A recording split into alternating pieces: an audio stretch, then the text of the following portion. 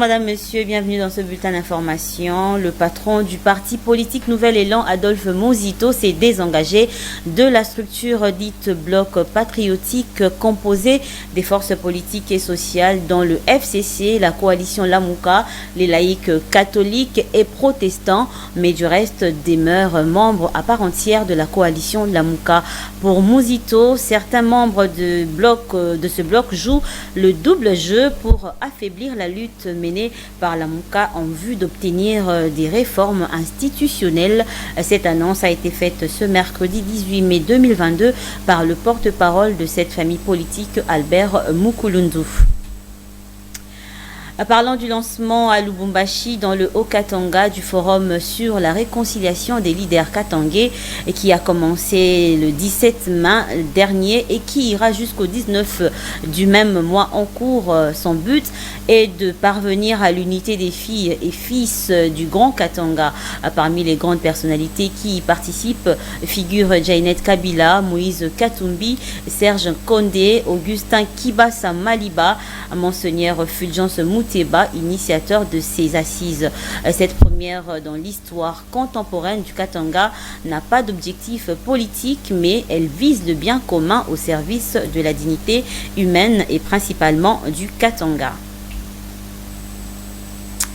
Sachez que c'est pratiquement la première sortie médiatique d'Edik Kapand après sa libération, a choisi la date du 17 mai, marquant l'entrée de l'AFDEL à Kinshasa et la célébration de la journée des forces armées pour convoquer la presse locale de façon à rendre hommage à Mzee Laurent Désiré Kabila en sa qualité de son ancien compagnon et à faire savoir qu'il ne porte pas sur lui le sang de Mzee Laurent Désiré Kabila et que sa condamnation à ce sujet a été injuste. Et on va parler de l'ECD. Le président de ce parti politique, Martin Fayoulou, a assisté à la conférence de presse tenue mardi 17 mai au siège national de son parti. La problématique de la sécurité à l'est du pays était au centre de cet échange entre les intervenants et les journalistes. Voilà, sport à présent, et il s'agit de la boxe. Après sa victoire face au boxeur français Tony Yoka, le champion de boxe, le Congolais Martin Bakolé, annonce son arrivée à Kinshasa ce mercredi 18 mai 2022 à 19h30 heure de Kinshasa et devrait être reçu par le chef de l'État, Félix Antoine Tshisekedi. Je vous propose de l'écouter. Voilà, Congolaise, champion Martin Bakolé. Nalinga qui n'a informé Bino. On a descente Nangai na Kinshasa lobby à partir de 19h30. Nazoya tout célébrer victoire Nabiso au ya samedi passé contre Tony Yoka. Nazoya na Kacha Mabele sur invitation ya ministre sport na fédération ya boxe congolaise. Na profité ko pesa merci mingi pa Mokozamboka, son excellence monsieur Félix Antoine Tshisekedi Tshilombo Béton.